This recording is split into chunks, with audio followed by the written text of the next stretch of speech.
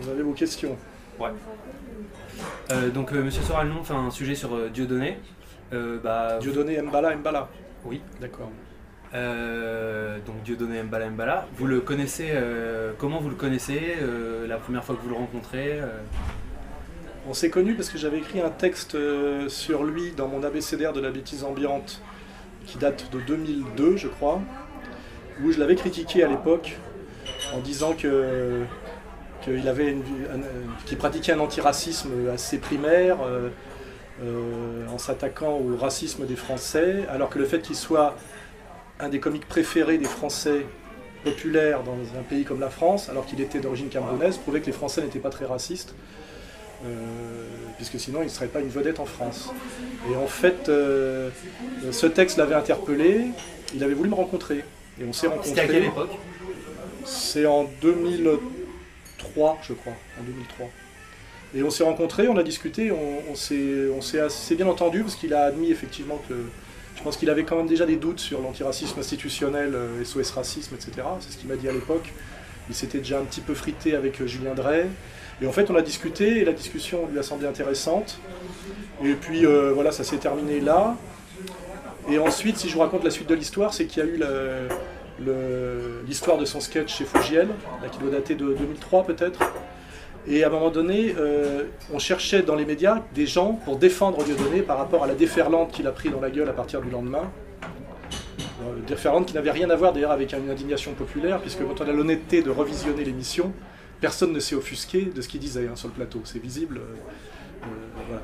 Et à l'époque, j'intervenais souvent chez Paul Vermus, et Vermus m'a dit « Est-ce que tu veux bien défendre Dieudonné ?» Et j'ai dit oui, voilà. J'y suis allé, on s'est retrouvé sur un plateau, il y avait une dizaine de personnes. Tout ça, il y a des archives, si vous les regardez. Et le truc, ça a été, on ne peut pas rire, on ne peut pas rire de tout, on ne peut pas rire de tout, on ne peut pas rire avec n'importe qui. Et moi, j'ai posé la question, qui était la question clé, c'est oui, mais qui fait la liste? Et là, il y a eu un silence gêné. Et moi, j'ai surtout insisté sur, il y a des gens qui ont les moyens de faire des listes en France, et c'est toujours les mêmes d'ailleurs, et d'autres pas. Et c'est comme ça qu'a commencé ma diabolisation et mon ostracisation, en réalité. Avec le soutien de Dieudonné, en soutenant Dieudonné. En soutenant Dieudonné, bien sûr. Puisque j'intervenais aussi aux grandes gueules de RMC, et j'ai défendu Dieudonné aussi sur RMC, et notamment il jouait au Zénith, je crois, et donc j'ai dit allez le voir au Zénith pour juger par vous-même du contenu de ses spectacles. Et le lendemain, j'ai été débarqué de l'émission de RMC, voilà, par le patron.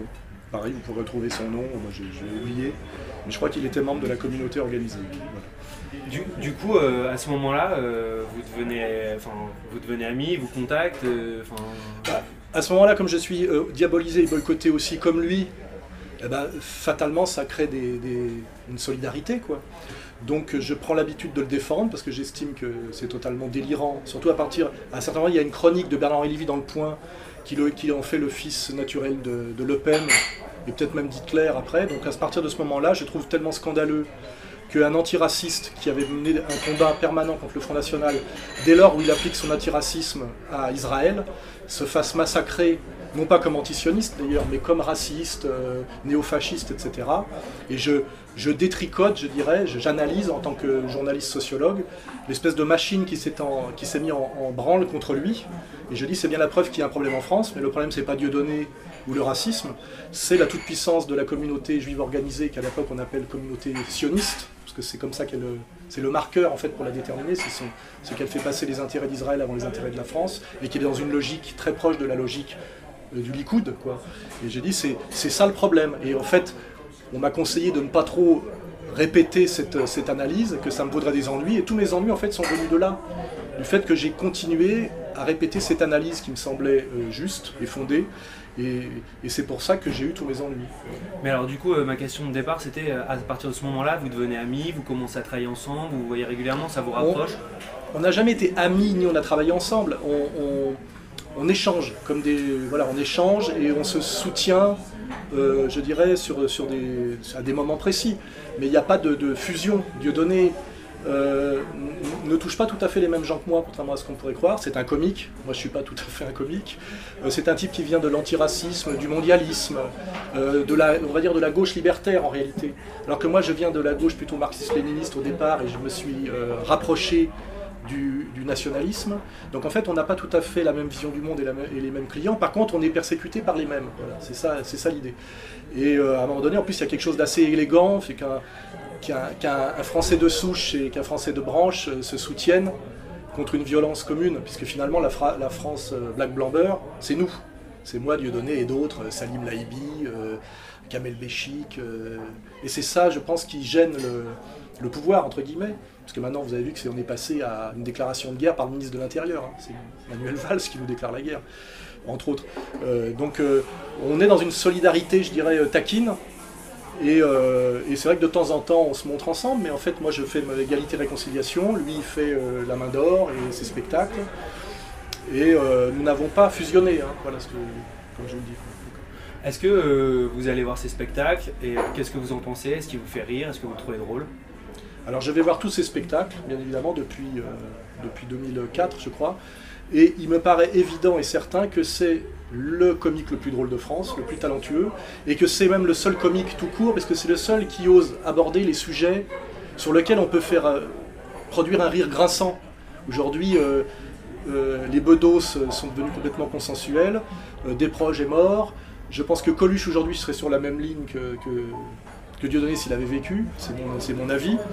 Et en fait, les gens, je pense que beaucoup de gens ont compris, et c'est ça qui inquiète le système, que Dieudonné est le meilleur comique de France, d'abord par son talent, mais aussi parce qu'il touche des sujets réellement risqués, et que c'est là où c'est quand on se met en danger, qu'on peut vraiment produire un rire explosif, et que les autres n'osent pas y aller par trouille. Et c'est cette question-là qui commence à être très gênante, c'est de quoi les gens ont-ils peur aujourd'hui? Et on voit qu'ils ont tous peur de la même chose, peur de se faire traiter de fasciste, de se faire traiter de nazi, de se faire traiter de raciste, et bien sûr, au-dessus de tout, de se faire traiter d'antisémite. Et que chaque fois qu'un comique essaye de se rapprocher de Dieudonné pour être un peu performant, et montrer qu'il a une espèce d'indépendance d'esprit, on l'a vu avec Toen récemment, il a fait un sketch d'ailleurs assez raté, et immédiatement il s'est pris la communauté juive organisée, et il a été obligé de faire ce qu'on appelle sa teshuva, de demander pardon, il s'est ridiculisé, humilié, il m'a d'ailleurs craché dessus, ça fait partie des rituels obligatoires maintenant, et il n'a pas été drôle, il n'a pas été courageux, et je pense qu'il a compromis son avenir. Et là, on est dans le contexte actuel, donc oui, pour vous répondre, Dieudonné est le comique le plus drôle de France, il est même plus qu'un comique aujourd'hui, il est devenu un comique et un politique, mais au bon sens du terme. Et il est, je dirais, d'une certaine manière, il est sorti de l'histoire stricte du spectacle pour rentrer dans l'histoire de France d'une certaine manière. C'est-à-dire qu'il mène un combat atypique, nouveau, moderne, c'est du gramschisme point, je sais pas comment on dit là, point 2 là.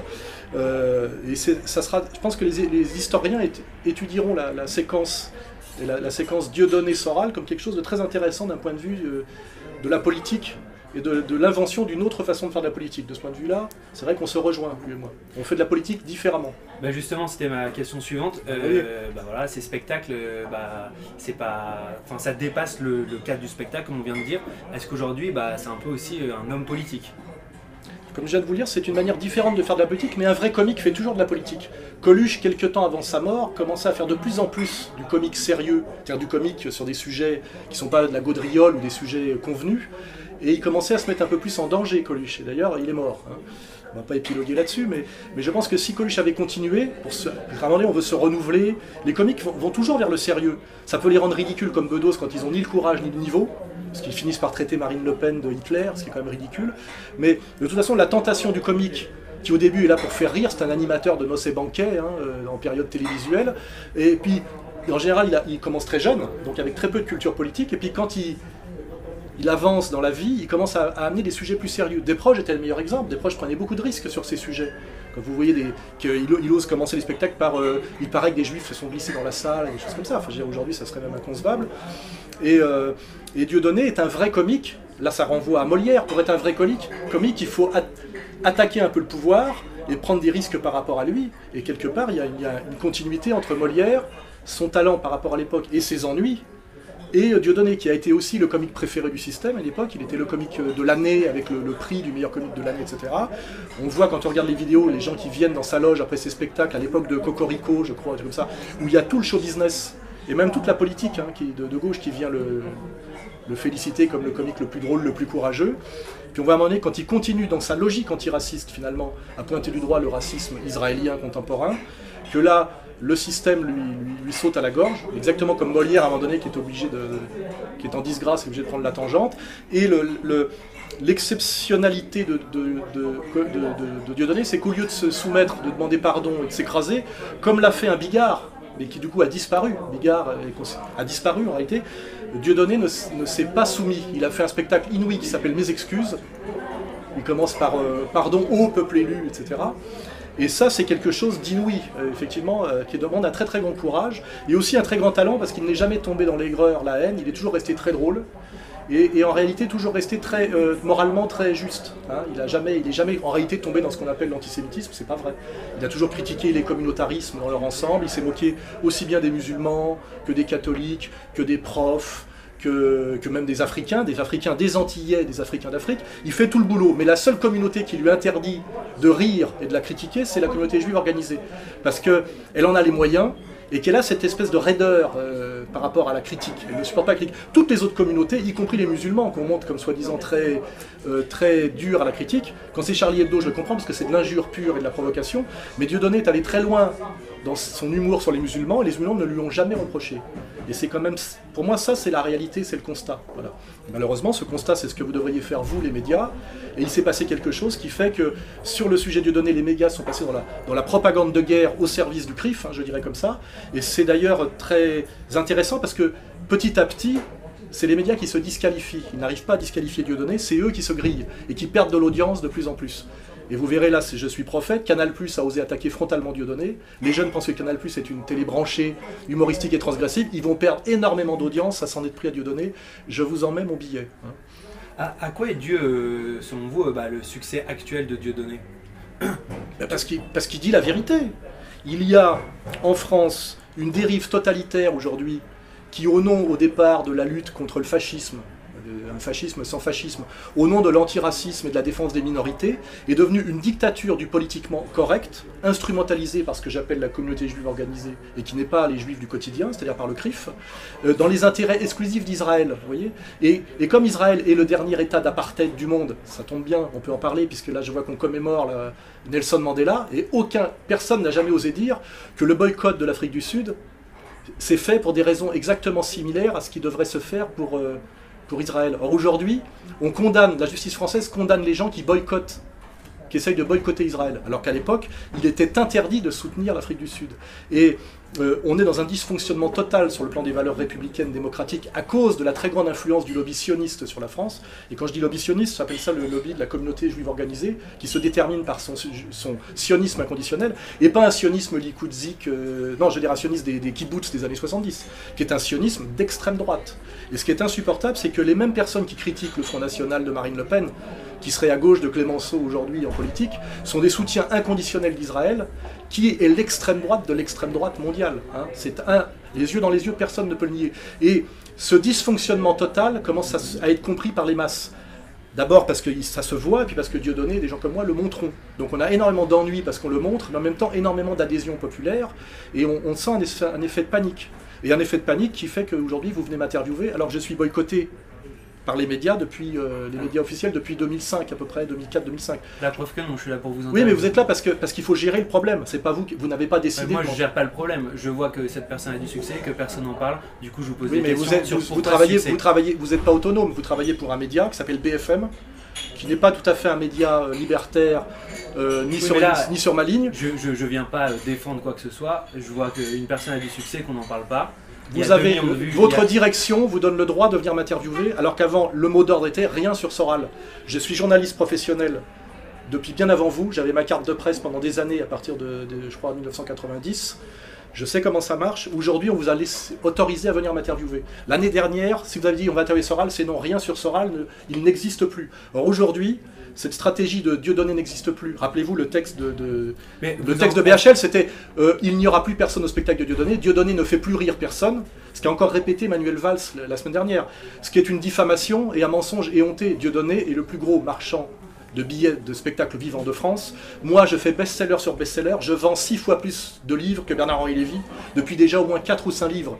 Donc aujourd'hui, vous êtes là aussi parce que vous devez gérer un mensonge énorme qui ne peut plus simplement se gérer par une chape de silence ou par ce qu'on appelle la stratégie de l'édredon. Vous voyez? C'est-à-dire que ne pas donner la parole à Soral, qui s'est donné lui-même la parole par Internet, c'est encore pire que de la lui donner. Enfin, j'ai pas l'impression que Dieudonné soit en train de faire la une de tous les médias actuellement. et d'être le suiveur qui vient...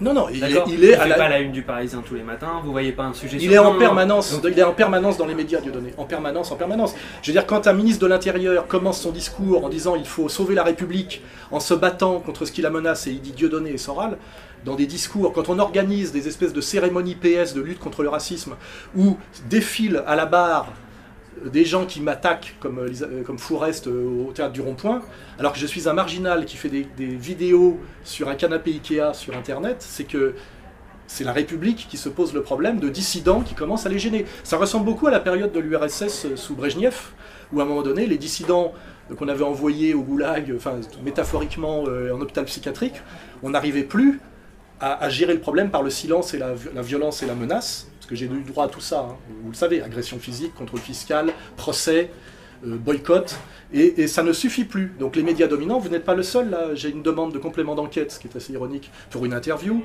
On voit que Rue 89 fait un sujet tous les 3 jours sur égalité et réconciliation, sur notre économie, sur notre clientèle, etc. etc. Tout ça n'arrive pas par hasard. Hein. Rue 89, alors, vous le savez, c'est les médias mainstream, hein. C'est le Nouvel Obs, etc. etc.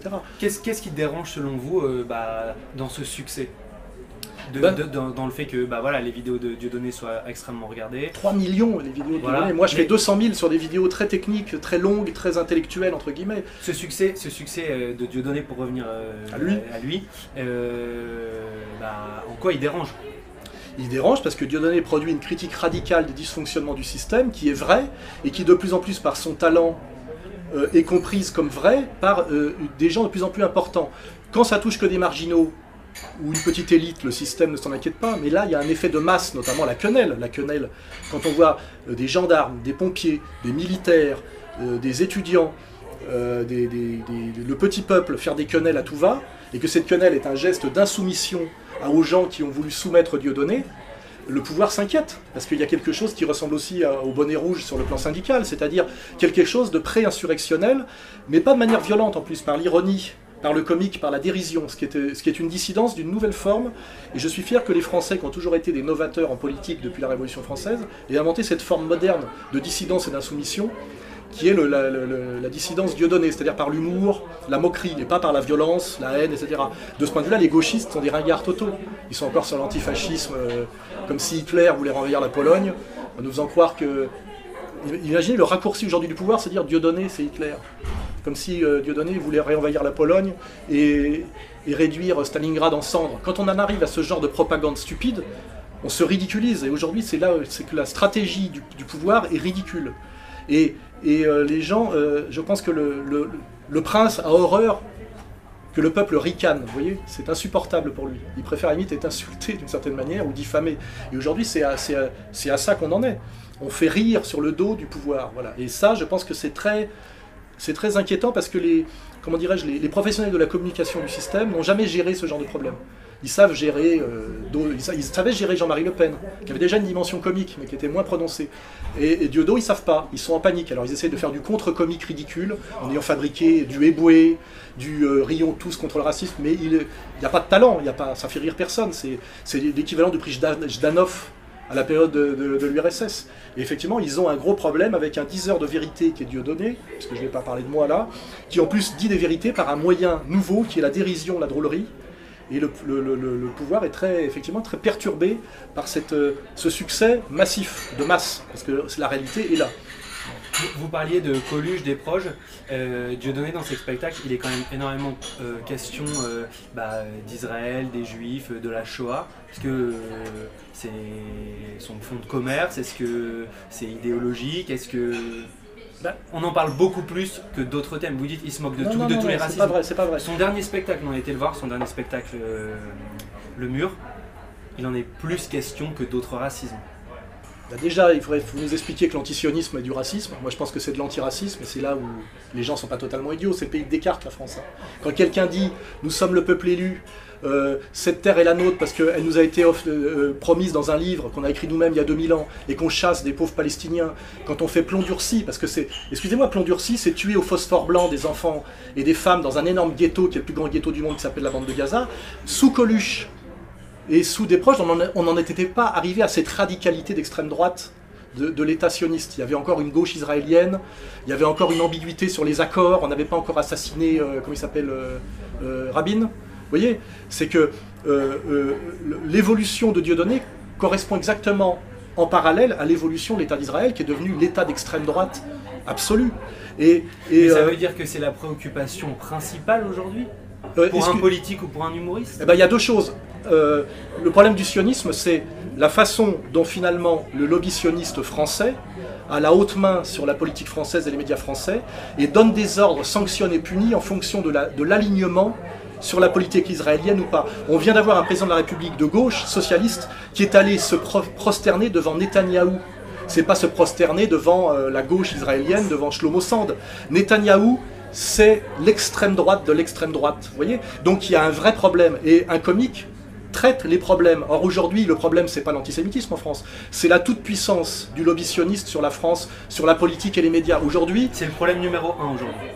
C'est un des problèmes, et sinon il y a la crise économique, bien sûr, c'est plus dur à traiter d'un point de vue comique, hein, il faut toujours le dire. Et puis il y a tous les problèmes que traite Dieudonné, le communautarisme, le mariage pour tous. Le spectacle parle beaucoup du mariage pour tous, là c'est plutôt le lobby homo, la question du lobby. En fait ça touche tout ça, ça touche une question que j'ai montré du doigt il y a déjà 10 ans, c'est les communautarismes victimaires qui deviennent des minorités agissantes, qui font pression sur la République, pour obtenir des privilèges communautaires face à finalement une masse amorphe qui est la majorité silencieuse. Vous voyez ?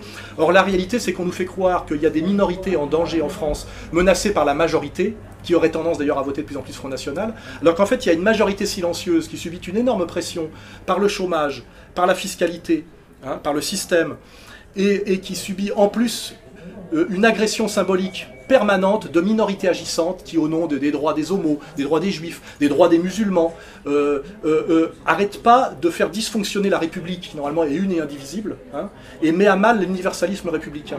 Or aujourd'hui, les gens qui devraient tenir ce discours ne le disent plus, parce qu'ils ont été chassés des médias, souvent justement parce qu'ils avaient osé parler de la cause palestinienne. On voit bien que c'est les gens qui parlaient sérieusement de la question palestinienne, qui est au cœur du débat français, parce que la question d'Israël, c'est une question de la France. C'est un État colon européen qu'on a imposé aux Palestiniens, nous les Européens et nous les Français. Et je veux dire, on voit bien que tous les hommes politiques français, on voit que Madame Hidalgo qui se présente à l'élection de Paris vient de dire qu'elle aimait Israël, que c'était un pays qu'elle adorait, que c'était une démocratie. La question c'est pourquoi un politique ou un homme de médias français, dès qu'il veut avoir une dimension nationale, est obligé d'afficher son soutien et sa soumission à l'État d'Israël de Netanyahou. C'est comme ça qu'il faut poser la question. Vous voyez ? C'est-à-dire que c'est le sionisme qui s'est mis au cœur de la République. Et à un moment donné, ne pas voir cette question-là, c'est ne pas voir l'éléphant assis au milieu du salon. Vous voyez ? Et Dieudonné a le courage de ne pas détourner les yeux sur ce sujet, et c'est pour ça que c'est le comique le plus respecté de France, parce que les autres rêvent d'en parler, mais savent qu'en parler, c'est se marginaliser, c'est avoir des ennuis. Et tous ceux qui ont essayé, on le voit avec Bigard sur le 11 septembre, qui est un sujet d'ailleurs connexe. Parce que dès qu'on remet en cause le 11 septembre, on vous parle d'antisémitisme, et c'est les sionistes qui montent au créneau. Il faut voir pourquoi, d'un seul coup, les sionistes s'énervent qu'on pense qu'il y a peut-être une vérité cachée sous les attentats du 11 septembre. C'est bizarre, il y a des médiations à établir. C'est-à-dire qu'ils pensent que les sionistes sont impliqués. C'est comme ça qu'il faut poser les problèmes. Pour revenir à Dieudonné et du coup peut-être à votre relation, on parle beaucoup de la quenelle en ce moment. Oui. Ça vient d'où? Vous l'avez, vous revendiquez entre guillemets tous les deux à la genèse de ce Non, geste. pas tous les deux. C'est Dieudonné qui est un comique. Donc lui, moi c'est plutôt l'analyse, mon travail, hein, l'analyse politique, le concept. Et lui, à un moment donné, il a fait ça, quoi. Genre, ce qui est un geste assez vulgaire, hein, mais qui est l'équivalent de ça. Hein. En fait, c'est un bras d'honneur à la Dieudonné. Et c'est un geste d'insoumission au système. Et les gens ont parfaitement compris comme ça. Et comme les gens en ont marre de la violence du système, parce qu'il y a à la fois une crise économique qui crée une souffrance, une sensibilité, et en même temps une chape de plomb du politiquement correct, habillée de la défense des minorités avec l'antiracisme institutionnel et l'antifascisme institutionnel, qui sont complètement dysfonctionnels, on voit très bien aujourd'hui, que pour que des gens qui se réclament de Netanyahou, c'est-à-dire d'un fasciste authentique avéré, hein, traitent de fasciste un comique métis franco-camerounais, ça s'appelle l'inversion totale des valeurs. Et je vous dis, la France, c'est le pays de Descartes. C'est un pays qui a un haut niveau quand même de culture et de logique. Donc on ne peut plus faire croire aujourd'hui que la gauche, c'est Netanyahou et l'extrême droite, c'est Dieudonné. Hein. D'un seul coup, il y a un type qui se réclame de Jabotinsky, c'est-à-dire c'est un nazi juif, et qui tue des femmes et des enfants dans un ghetto qu'ils ont organisé avec du phosphore blanc. Et là, on va tous se prosterner devant lui. Et je dis bien tous, Hollande la semaine dernière, etc. etc. Qu'est-ce qu'il est allé foutre là-bas, Hollande ? va se poser la question. Hein. Et puis de l'autre côté, on a un comique de gauche antiraciste qui continue son travail jusqu'au bout d'antiracisme, qui dit aujourd'hui le racisme qu'il faut combattre, c'est pas celui d'Afrique du Sud, puisqu'il est tombé, c'est pas celui de la France, puisque vraiment il y a des dispositifs antiracistes en France d'une puissance inouïe, loi Pleven, etc. C'est quand même ce racisme de la communauté, on va dire pro-sioniste française, qui ose quand même à un moment donné pratiquement afficher un suprémacisme racial ouvertement. Voilà. Et le geste de la quenelle, pour y revenir, c'est vous nous emmerdez, voilà, on n'a pas les moyens de faire autrement, mais on est dans un pays qui est la France, qui est un pays normalement de libre discussion, un pays d'humour. C'est pour ça que nous on vient de sortir un almanach. C'est un geste fasciste. Vous l'avez entendu. Vous l'avez entendu. C'est une question. Donc, moi je me rappelle que Clémenceau, c'était le geste de Clémenceau pendant la guerre de 14, ça, face à l'agression allemande, vous voyez. Donc, vous aurez beau essayer de faire croire aux Français que ça, c'est un geste nazi, vous n'y arriverez pas, vous ferez... Parce que je fais rien croire du tout. Non mais ceux qui essayent de faire ça en ce moment, parce qu'ils essayent, et c'est d'ailleurs toujours pareil, c'est l'extrême droite sioniste qui essaie de le faire croire, c'est JSS, etc. Ils se ridiculisent un peu plus aux yeux des Français, et ils passent un peu plus pour ce qu'ils sont, c'est-à-dire des menteurs professionnels. Voilà. Et c'est eux les fascistes. Tout le monde l'a compris, et plus ça va aller, plus les gens vont comprendre. Vous voyez ? Sur internet, il y a des blogs, des photos, avec des quenelles qui sont faites un peu partout, et il y a aussi des blogs qui répertorient des quenelles devant des synagogues. Et alors, c'est quoi le problème? Je sais pas, pourquoi est-ce que faire une quenelle particulièrement rue de la Juiverie, devant une synagogue, dans un... Parce que les gens ont compris que la communauté juive organisée était toute puissance en France, qu'elle tentait à devenir, je dirais, pratiquement dictatoriale, et que l'égalité citoyenne, la défense des opprimés, et la compassion face à la souffrance des Juifs entre 1933 et 1945, ça n'a rien à voir avec se cacher derrière ça, pour rendre une communauté intouchable et incritiquable en France qui a déjà les pleins pouvoirs. Vous voulez qu'on regarde qu'on fasse de la sociologie statistique moi, en France? Juste là. On peut en faire.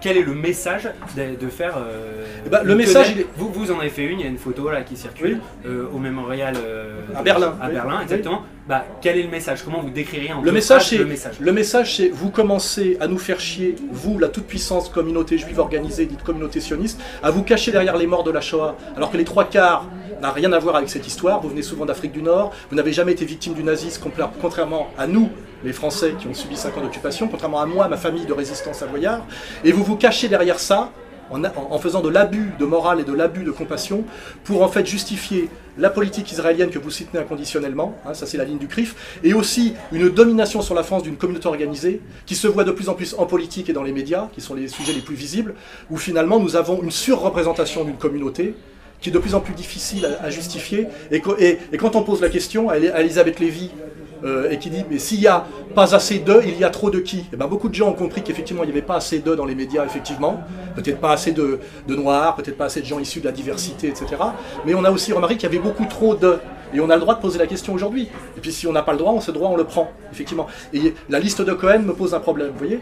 À un moment donné, qu'il y ait une communauté qui représente 1% de la population, qui se retrouve à 40, 50, 60, 70% dans certains secteurs déterminants, pas chez les pompiers volontaires et les soldats de la troupe, hein, vous voyez, et qui dicte sa loi à la France au nom des droits de l'homme et de l'égalité citoyenne, alors qu'ils se réfèrent eux à des textes qui sont totalement raciaux et inégalitaires, dans le pays de Descartes, ça ne peut plus passer, ça ne passera plus très longtemps. Vous voyez, la question que je vous pose, c'est d'où vient la toute-puissance de Bernard-Henri Lévy, dont tout le monde a dit depuis 25 ans que c'était un faux philosophe, un crétin, et qui a le pouvoir de déclencher des guerres, notamment en Libye. Et la guerre en Libye, c'est le chaos en ce moment de l'Afrique centrale, c'est le problème de Lampedusa. Vous voyez ? Donc moi, je n'ai pas de sang sur les mains, Bernard-Henri Lévy en a énormément de sang sur les mains, c'est un fauteur de guerre permanent.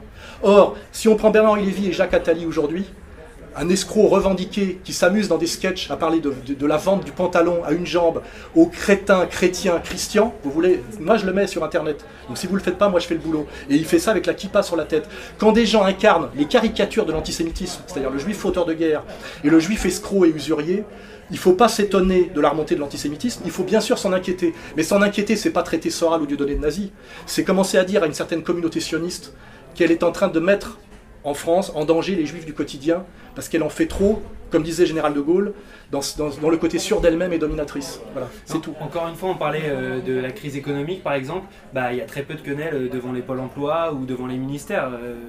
Voilà, on va lancer l'appel. Il faudrait que les gens fassent plus de quenelles devant les pôles emploi et devant les ministères. Mais je vous signale que... Vous me disiez, oui, voilà, c'est un geste anti-système. Mais écoutez, je vais vous dire un truc. Quand on fait une quenelle devant le pôle emploi, est-ce que vous pensez que les médias, les relais, non, les médias relais, quand il y a un pauvre troufion je vous dis que j'ai cherché sur internet et qu'il y a non, il y en a partout des quenelles, il y en a dans les hôpitaux, les machins, etc. Or, dès qu'il y a une quenelle qui est faite, par exemple, effectivement, devant une synagogue, d'un seul coup, c'est le tollé. Je vous signale par exemple que Taubira, à un moment donné, est traité de guenon par une petite fille, je crois, dans une manif, et par une 8e gâchette du Front National. On en fait une cause nationale.